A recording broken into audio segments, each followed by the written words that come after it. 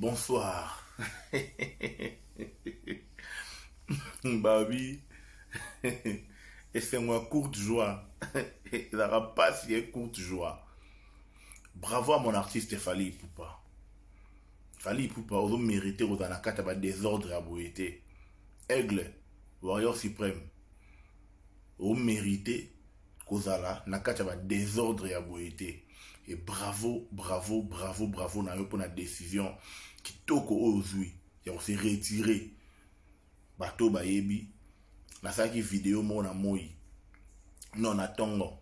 Na matin na saki vidéo mo na lobayi pona ngai artiste na biso Fally Ipupa a se retiré na makambo yo. Les 6 abeta na esouté et Dieu merci tellement qu'il est sage. Tellement que Fally Ipupa za aigle mo na musika.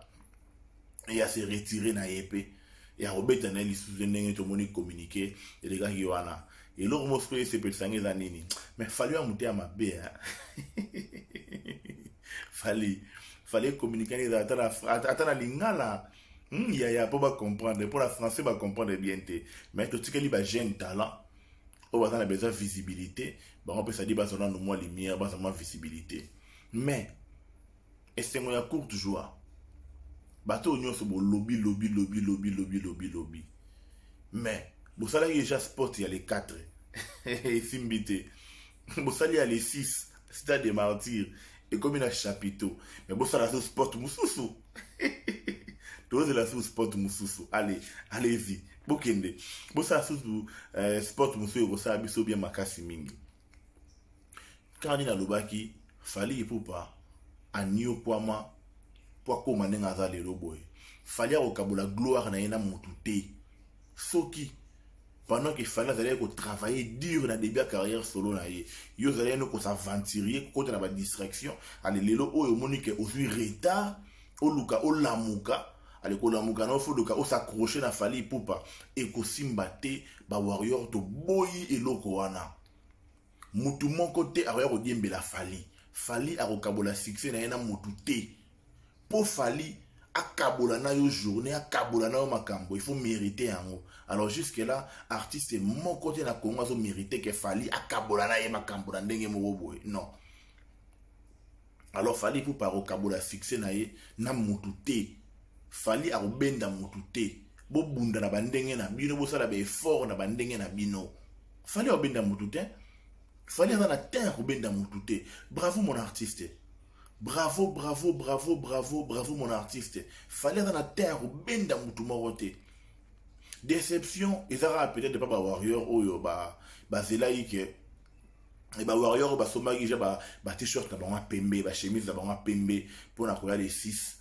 Mais peut-être bon quand déjà ba monnaie communiquer il y a grand frère Fally Ipupa ndé ça les bon moi passé. Mais tant on ba tangi peut communiquer ba monique na c'est surtout sur Instagram il y a aigle ndé lobby que non. Pour la concert à grand public pour la warrior kalamingi tewa to za date mo ya sika mitema na bango pe kitaki na yango de makambo les 6 il y a la baille ça dit ba bosani yango ba zapper yango déjà ça dit c'est le route dans makanisi déjà il est temps mutuna mutu abunda na ndenge na ina za ko insister mingi na phrase oyo artiste nyonso mutuna mutu ça dit mutuna mutu abunda na ndenge na ye sala musique na yo ba fanatique na yo ba yo kayo makambo ya affrontement Fally a ça la fara na nani na Congo yo.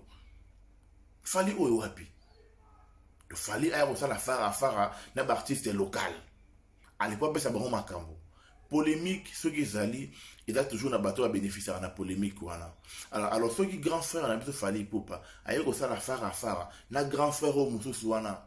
Alors grand frère wana mutako bénéficier na ming ça dit yé mutako bénéficier na polémique wana pour Fally alikolo donc ça aura Fally a obendaye alors biso ba chroniqueur de la vérité ba warrior to permettre yango jamais que Fally a bendaye Fally a obenda motute Fally Ipupa a ko benda motute allez boba de la spot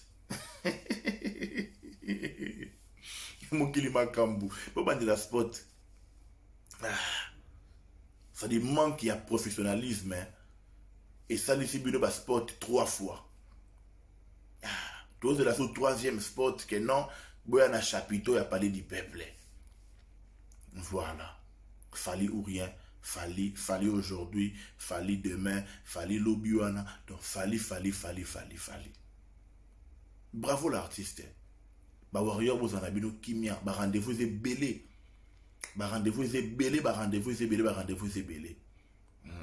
C'est-à-dire, avant tout qu'il y ait eu arena, n'engue fallait pour pas grand frère comme un Instagram naïe. Alors, c'est-à-dire, bah date moreza awa, bah date moreza nango awa, bah date moreza au bourgeois.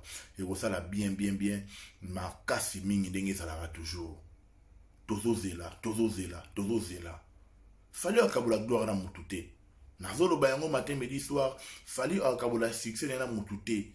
Fallait à kotika te mutu moko aya ko diembela ye kaka boye.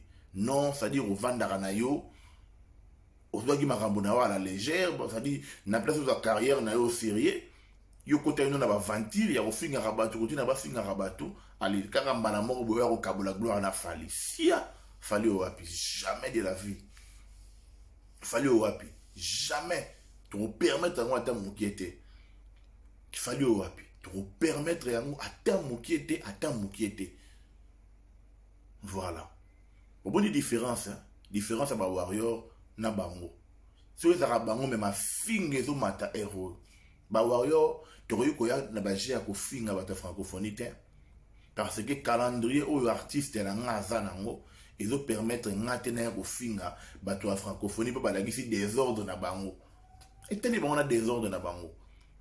Ngana bi artiste nanga azana U Arena azana Wembley na Londres na bi artiste nanga Karami Ngitawa a repesa biso date moko ya concert à grand public à Kinshasa. Ba artiste oyo ba fanatique de bango ba fingi ba francophonie ba fingi ba Vie Zakari ba fingi ba Patrick Mouyaya.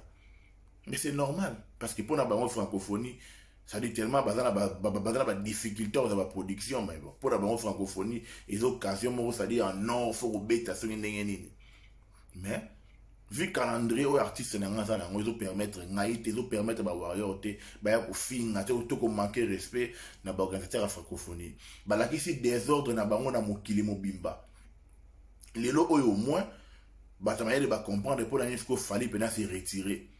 Fallait pena se retirer pena pourquoi parce que ça dit en mon ani désordre yangwana aigle se retirer na ye big up grand frère fallait pour pas tout ça na sima na pour na soutenir yo na mosala malamu zo sala on est ensemble ba fidèle abonné à Rose Bombo officiel ba mbote na bino ebele ba warrior nyonso tout ça là toujours wana pour la soutenir Kulutu Fali et pour pas handicap la merveille bye on est ensemble.